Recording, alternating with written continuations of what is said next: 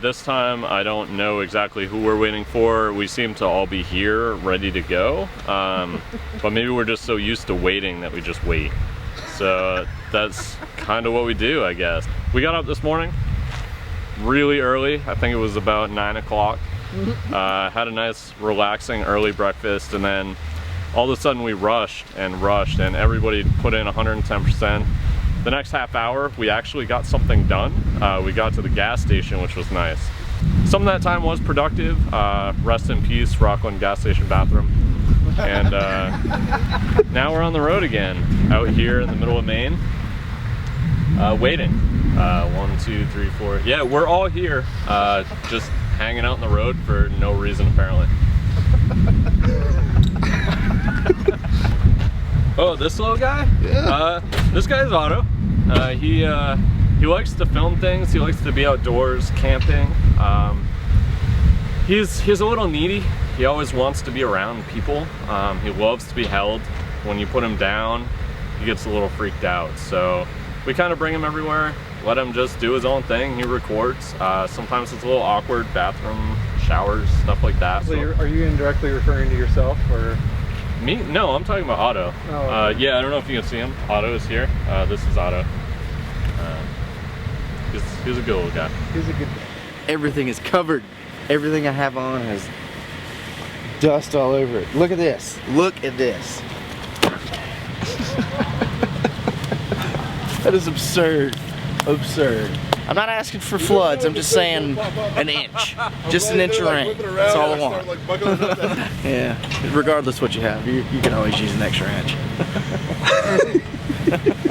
Truck's performing awesome, man. The suspension on it is beyond anything I expected so far. I mean, we've been on dirt roads for quite a bit, and it's riding like a dream.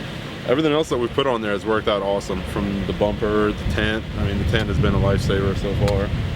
The gears maybe need to be readjusted for next year, but you know, we'll get to that when we get back to town. But so far it's done phenomenal, and I'm enjoying it. We'll see what else we have in store. We had heard when we were at the observatory in Mount Washington that there was a potential for some rain when we were going to be fishing the Kennebec here on Monday. So we were pretty curious this morning, and it was what the forecast was going to be, because things change, right? So with the InReach, we're able to actually download weather from satellite based on our exact location and get a forecast. And now we've got a forecast for tomorrow that's saying in the AM we're looking at a 50% chance of rain, but by afternoon we're down to 10%, and weather is going to be pretty desirable, I think, and optimal for fishing. So yeah, I mean, it's pretty reliable to be able to pull this down from the satellite wherever you are when you can't get access to a weather forecast on a two-way or CB.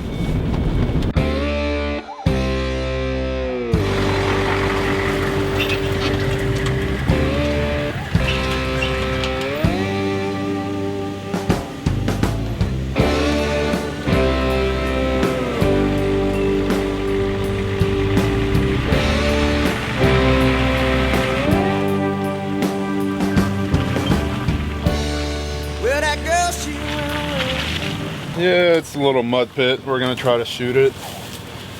We're gonna send one vehicle in at a time, and gonna get a little wet and muddy. Well, she's on the dance floor singing. I was in the back room looking. She said, I got me some money. And for a little bit, you can be my honey.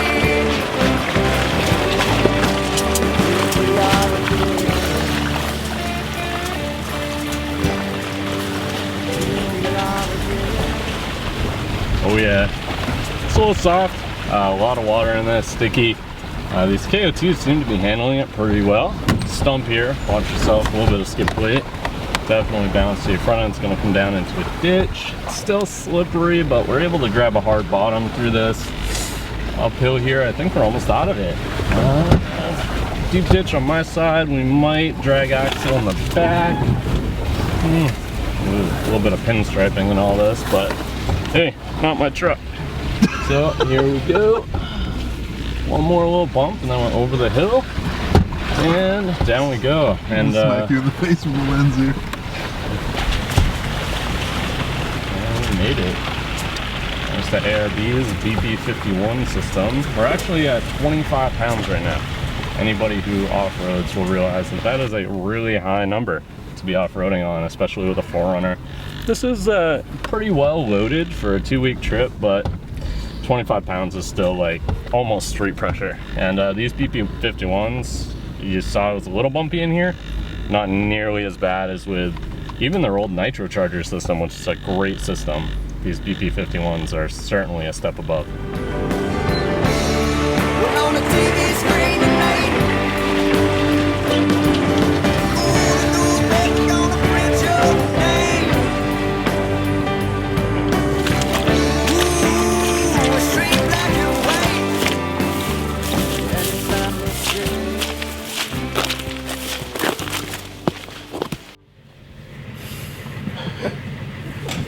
What's going on, dude? Oh, just had a sandwich, thing got stuck.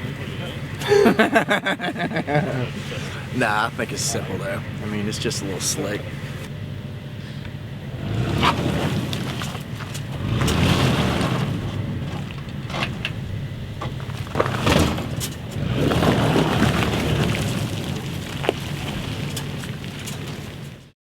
We're here at Pittston Farm. We're pretty excited about this. We pull in and we're seeing solar panels and windmills and stuff like that, wind turbines. It's gonna be pretty exciting. And walked in and met Jen Mills. They've got dinner planned for us tonight and some pie, and they got a stock bar. And there's a big storm coming tonight, and John is actually sleeping in a ground tent, and we're a little concerned about basically him getting soaked all night long. So he's actually gonna be staying in the room and capturing some photography, and it's gonna be a lot of fun. We gotta get down there and get packed up and be ready to kind of roll, and we gotta be at dinner at 7 o'clock. Rich was just saying this place, Spencer told him this place is completely off grid, like 100% wind and solar generator energy. I see over there. There's a lot of shit, there's a lot of power going down here though. I don't know how that the fans just for the... Yeah, there's a pretty heavy load.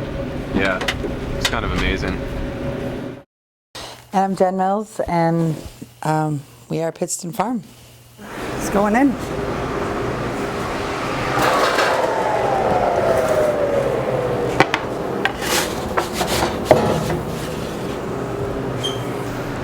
I think we're having a little pizza by the looks.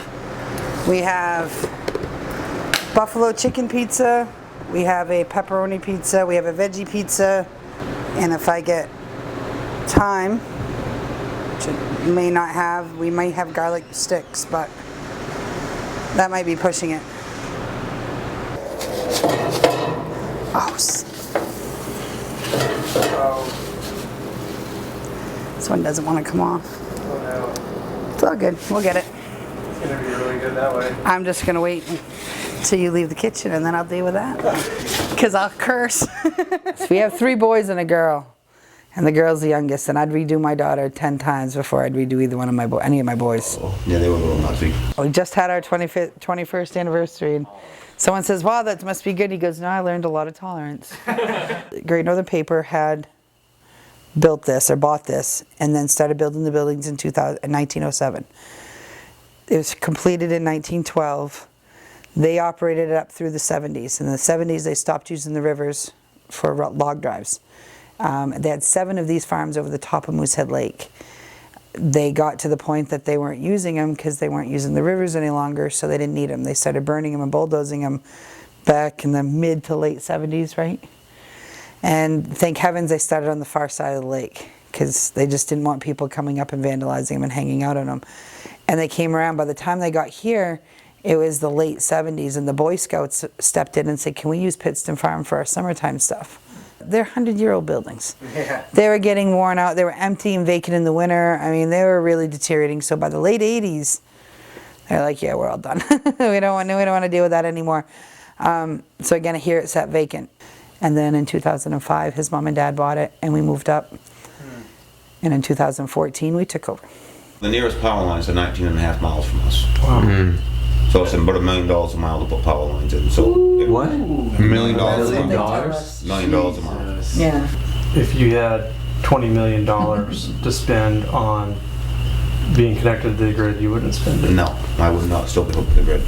When the diesel fuel prices started to jump really high in 2009 and 2010, we had kind of a big choice to make. So my parents contacted a few people, talked to a few alternative energy guys, and they come up with a plan to put another wind and solar battery banks. And it's definitely the way to go. There's no doubt about it. You learn as you go, especially with alternative stuff.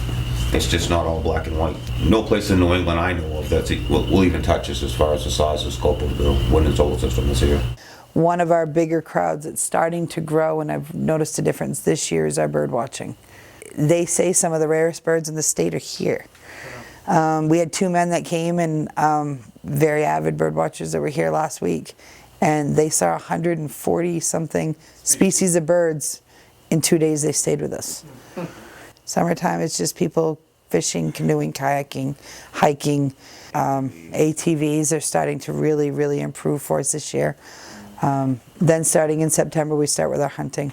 We tagged 68 deer this past year, which was down, but of the 68, 38 of them were over 200 pounds.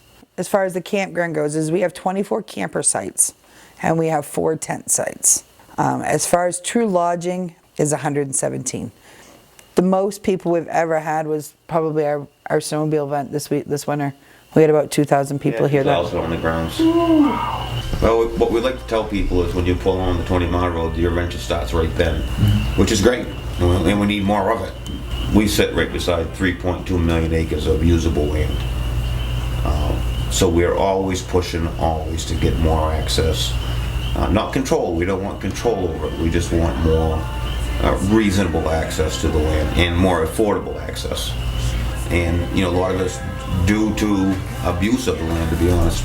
And the landowners get in trouble. They get in trouble from the state agencies. When the landowners get fined, they figure out it costs them money. And as soon as it costs them money, they've eliminated that problem. That problem's done. But tomorrow I'm looking forward to some fishing. We're going to do some drift boat fishing on the Kennebec, actually the east outlet of the Kennebec off of Moosehead Lake. We've got 3 drift boats and 3 different guides from that area of the Forks in Maine. And they're pretty excited to have us up, and we're pretty excited to get everybody on some fish tomorrow.